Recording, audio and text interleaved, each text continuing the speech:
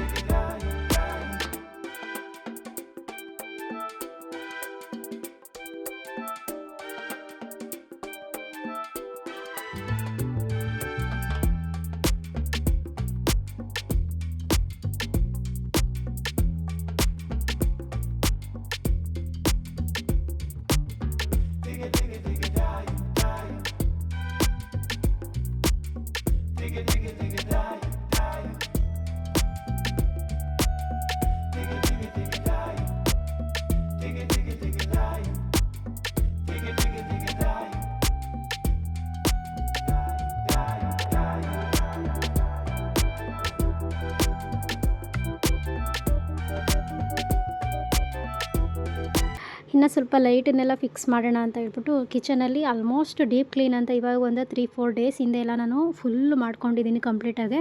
ಹಾಗಾಗಿ ಇವತ್ತು ನನಗೆ ಈಸಿ ಆಯಿತು ಅಂತಲೇ ಹೇಳ್ಬೋದು.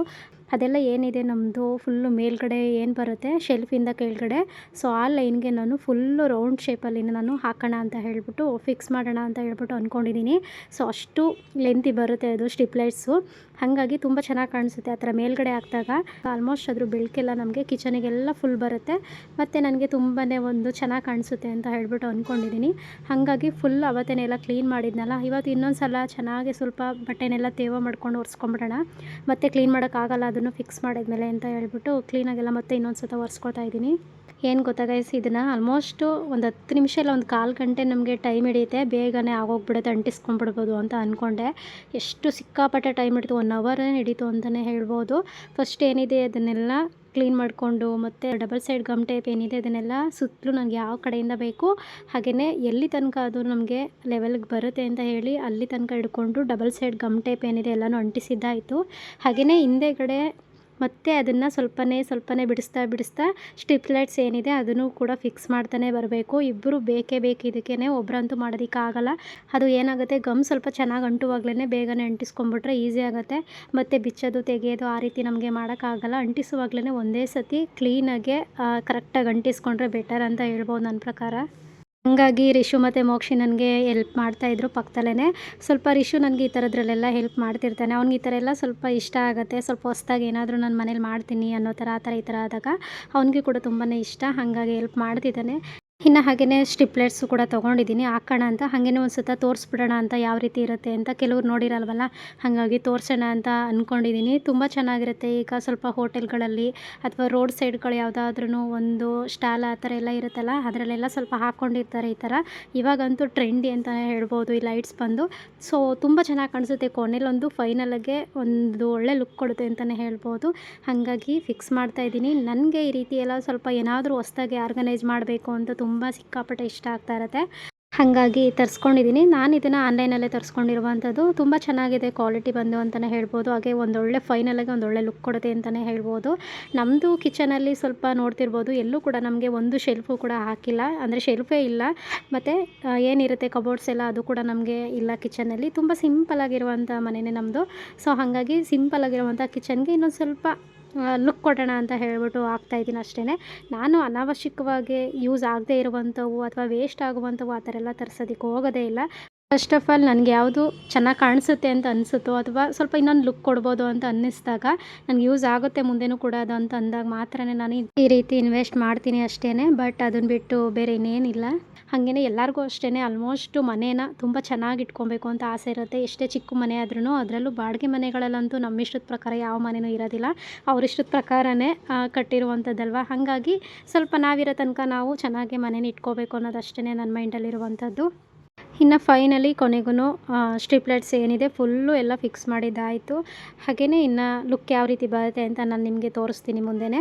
ಹಾಗೆಯೇ ಪಕ್ಕದಲ್ಲಿ ಕೂಡ ಒಂದು ನನಗೆ ಪಾರ್ಸಲ್ ಕೂಡ ಬಂದಿದೆ. ಸೊ ಅದನ್ನು ಕೂಡ ಇನ್ನೂ ಅನ್ಬಾಕ್ಸಿಂಗ್ ಏನೂ ಮಾಡಿಲ್ಲ, ಹುಡುಗರು ಬಂದು ಕಿಚನಿಗೆ ತಂದು ಇಟ್ಬಿಟ್ಟಿದ್ದಾರೆ ಅದನ್ನು ಕೂಡ.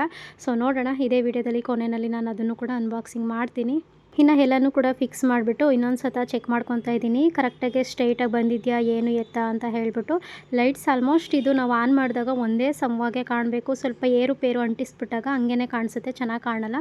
ಹಾಗಾಗಿ ಇನ್ನೊಂದು ಸತ ಚೆಕ್ ಮಾಡ್ಕೊತಾ ಇದ್ದೀನಿ ಆನ್ ಮಾಡೋದಕ್ಕಿಂತ ಮುಂಚೆ. ಸೊ ಫೈನಲ್ ಲುಕ್ಕು ಯಾವ ರೀತಿ ಇರುತ್ತೆ ನೀವೇ ನೋಡಿ ಮುಂದೆ.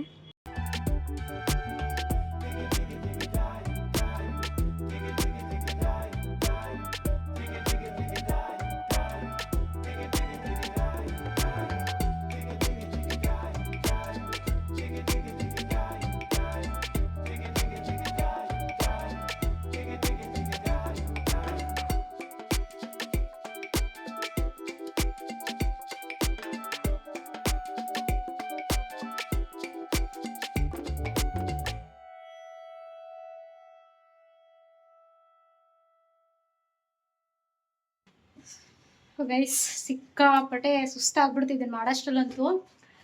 ಅದೆಲ್ಲ ಡಬಲ್ ಸೈಡ್ ಗಮ್ ಟೇಪ್ ಬರುತ್ತಲ್ಲ ಅದನ್ನೆಲ್ಲ ಅಂಟಿಸ್ಬಿಟ್ಟು ಮತ್ತೆ ಇವಾಗಷ್ಟೇ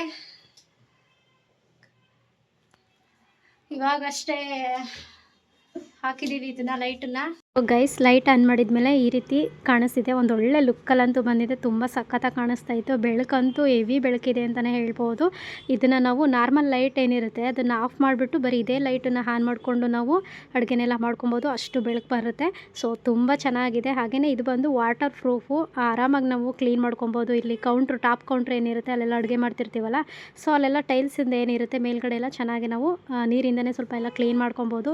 ಹಾಗೆಯೇ ತುಂಬ ಲೆಂತಿ ಕೂಡ ಇದೆ. ನೋಡ್ತಿರ್ಬೋದು ನನಗೆ ಒಂದು ರೌಂಡ್ ಬಂದಿದೆ. ಆದರೆ ಈ ಕಡೆ ಸ್ವಲ್ಪ ಕಾರ್ನರಲ್ಲಿ ನನಗೆ ಸ್ವಲ್ಪ ಸ್ಪೇಸ್ ಮಿಕ್ಕಿದೆ ಅಷ್ಟೇ.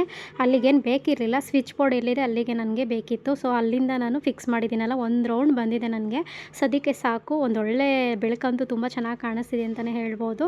ನಮ್ಮದು ನಾರ್ಮಲ್ ಲೈಟ್ ಏನಿರುತ್ತೆ ಅದನ್ನು ಹಾಕ್ದಾಗ್ಲೇ ಒಂದು ರೀತಿ ಕಾಣಿಸುತ್ತೆ, ಅಥವಾ ಅದನ್ನು ಆಫ್ ಮಾಡಿದಾಗ್ಲೇ ಇನ್ನೊಂದು ರೀತಿ ನಮಗೆ ಶೈನಿಂಗಲ್ಲಿ ಬರ್ತಾ ಇದೆ ಲೈಟು. ಸೊ ಬೆಟರ್ ಅಂತ ಹೇಳ್ಬೋದು. ನಾನು ಕೊಟ್ಟಿರುವಂಥ ಮನೆಗೆ ಸೊ ವರ್ತ್ ಅಂತಲೇ ಹೇಳ್ಬೋದು ಇದು ಬಂದು. ಸೊ ಹಾಗೆಯೇ ಇದು ಮತ್ತು ನಮ್ಮದು ಏನಿದೆ ಮಲ್ಟಿಪರ್ಪೋಸ್ ಡ್ರಾಯರ್ದು, ಅದು ಕೂಡ ನಾನು ಡಿಸ್ಕ್ರಿಪ್ಷನಲ್ಲಿ ಲಿಂಕ್ ಹಾಕಿರ್ತೀನಿ. ಯಾರಿಗಾದ್ರೂ ಇಂಟ್ರೆಸ್ಟ್ ಇದ್ದರೆ ತೊಗೊಳ್ಳೋರಿದ್ರೆ ಪ್ಲೀಸ್ ಹೋಗಿ ಚೆಕ್ಔಟ್ ಮಾಡಿ. ನೆಕ್ಸ್ಟ್ ಇದನ್ನೆಲ್ಲ ಮಾಡಿ ಸ್ವಲ್ಪ ಸುಸ್ತಾಗಿತ್ತು. ಹಾಗೆಯೇ ಪಿಜ್ಜಾ ಕೂಡ ಡೆಲಿವರಿ ಆಗಿತ್ತು. ಸೊ ಅದನ್ನು ತಿನ್ನೋಣ ಅಂತ ಹೇಳ್ಬಿಟ್ಟು ಕೂತ್ಕೊಂಡಿದ್ದೀವಿ. ಇದು ಬಂದು 4 ಪೀಸ್ ಏನೋ ಅಷ್ಟೇ ಇದ್ದಿದ್ದು. ಬಂದು 300 ಸಮಥಿಂಗ್ ಏನೋ ಅಂತ ಅನಿಸುತ್ತೆ. ಡಾಮಿನೋಸಲ್ಲೇ ಆರ್ಡರ್ ಮಾಡಿದ್ದು. ಸೊ ನನಗಂತೂ ಈ ಥರ ಎಲ್ಲ ಸ್ವಲ್ಪ ಅಷ್ಟು ಇಷ್ಟ ಆಗಲ್ಲ. ಇನ್ನು ಮೋಕ್ಷಿಗೆ ಸಿಕ್ಕಾಪಟ್ಟೆ ಇಷ್ಟ ಅಂತ ಹೇಳ್ಬೋದು. ಮೋಕ್ಷಿಗಿಂತ ರಿಷುಗಂತೂ ತುಂಬಾ ಇಷ್ಟ ಈ ಥರ ಎಲ್ಲ. ಸೊ ಅವರು ಇಷ್ಟಪಟ್ಟು ತಿಂದರು. ಸೊ ಮಕ್ಕಳು ತಿಂದರೆ ಅದೇ ನಮಗೆ ಖುಷಿ ಅಲ್ವಾ.